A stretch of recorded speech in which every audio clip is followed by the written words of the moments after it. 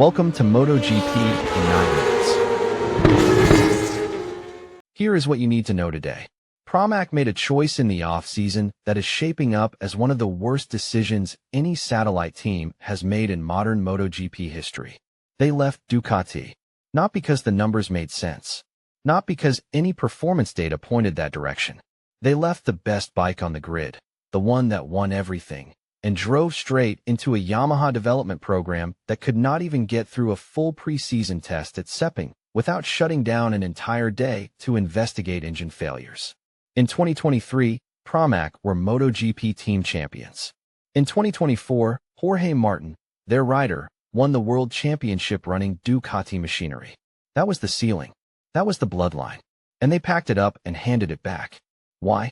They chose the narrative of being the satellite team that believed in a struggling manufacturer's new project. They did not choose Yamaha's potential. They chose romance. And romance does not score points. After 4 rounds, for Yamaha bikes sit in the bottom 4 spots on the grid, 3+ seconds off the pace. A wildcard test rider finished ahead of PRAMAC's headline signing at Jerez.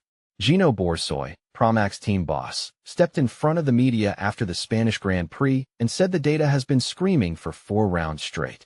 Right now, we cannot give him the weapons to fight. That is not humility. That is not honesty. That is the sound of a man realizing the house he moved into was already on fire when he signed the lease.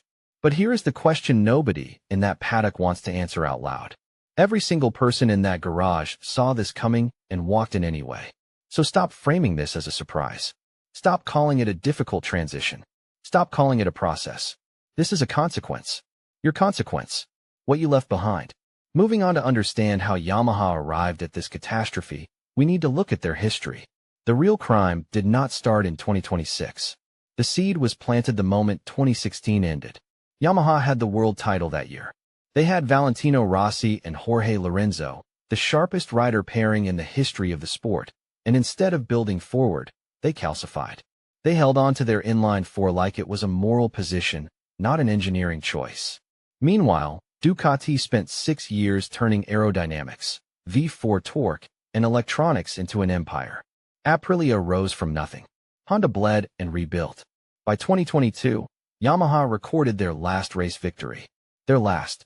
In a sport where the development calendar never sleeps.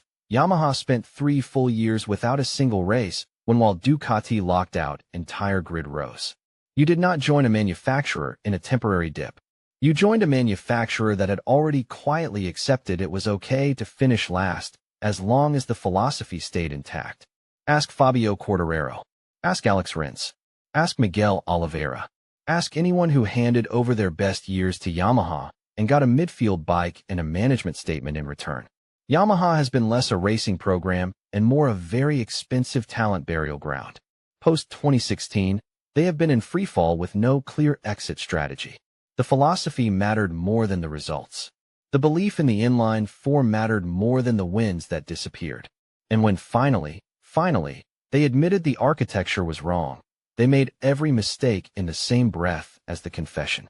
Next up, the V4 disaster itself. Yamaha's great correction arrived this season. Their midnight admission that 20+ years of inline 4 theology was a dead end. Noble in principle, catastrophic in execution. They were the last constructor on the grid to make this switch. Dead last.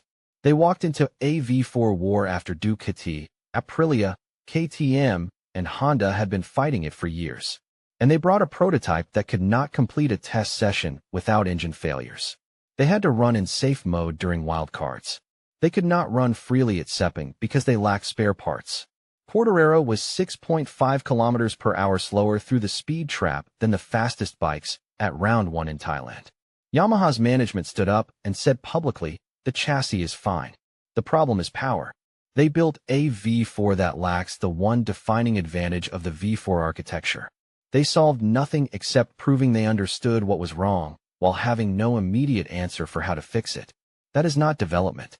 That is a press conference dressed as engineering progress. The top speed gap was not closed as promised. The engine braking is still not calibrated properly. No confirmed breakthrough timeline exists. And instead of alarm, there is only confusion. The absence of panic is perhaps more revealing than the failures themselves. When your team boss cannot understand why people think Yamaha is not doing a great job, you have a problem far bigger than horsepower. Switching gears to Toprak Razgatlıoğlu, PRAMAC'S headline signing, we encounter a different kind of catastrophe. There is a category of rider in this sport. Marc Marquez lives in it. Toprak Razgatlıoğlu lives in it. They are not conventional. Their feedback is not conventional. What they physically do on a motorcycle is so far outside the performance envelope of normal development reference that if you try to build around their data, if you orient your engineering program around what they feel, what they ask for, what their style demands, you will not find your motorcycle. You will find confusion. You will walk into a dark room and call it progress. Toprak came to MotoGP and spent winter testing trying to replicate every corner entry, every braking reference, every Superbike instinct that made him a 3-time world champion on production-based machinery with Pirelli tires. Different mechanical philosophy, different everything. Borsoi confirmed it after 4 rounds. It is the bike driving him, not the other way around. The engine braking is uncalibrated to his style. The Michelin tire is still foreign territory. He finished 19th at Jerez, almost 7 seconds behind Jack Miller in 18th, who was himself nowhere. A 3-time world champion is publicly exhausted after 4 rounds, not because he is weak, but because you cannot develop a MotoGP prototype around the feedback of a man whose entire existence was built for a different discipline. His data will take you somewhere you have never been, and not in a good way. His inability to adapt is not weakness. It is a design mismatch that no engineering team can solve with just 4 rounds of data. On to Quartararo's situation, because it tells you everything about where Yamaha actually stands. Fabio Quartararo, your works rider, your 2021 world champion, the man you built this entire V4 architecture partly to retain, has already mentally left the building. His future elsewhere is confirmed. He told journalists that Yamaha has no idea how to resolve its issues. He is staying a little bit out of the development process. Let that sink in. Your lead driver is serving out his contract like a sentence. When that is your development anchor, what exactly are you building toward? The compass you needed most for this V4 project has disengaged from the navigation. He is not difficult. He is a man who spent years watching his career sink into a project that kept promising tomorrow while delivering nothing today. Your works champion sits 16th in the standings after 4 rounds and is already gone mentally.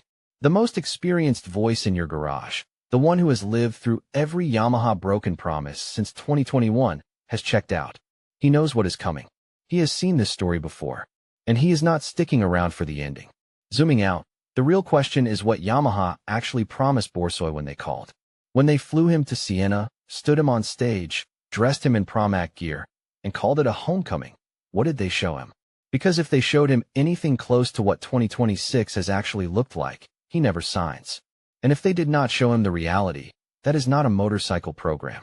That is recruitment built on a version of the truth that never existed. You left Ducati championship machinery for 14 manufacturer points after 4 rounds. Your headline signing has 1 point and is publicly calling himself exhausted by the struggle. Your works champion is already gone. The engine braking is uncalibrated. The top speed gap was not closed. No confirmed breakthrough timeline exists. And your team boss says he does not understand why people think Yamaha is not doing a great job. That sentence is more revealing than any lap time. It is not the failure that should alarm you. It is the complete and total absence of alarm about the failure. You did not join a project. You joined the aftermath of one. And now the whole paddock is watching you figure that out in real time on camera every single weekend. That is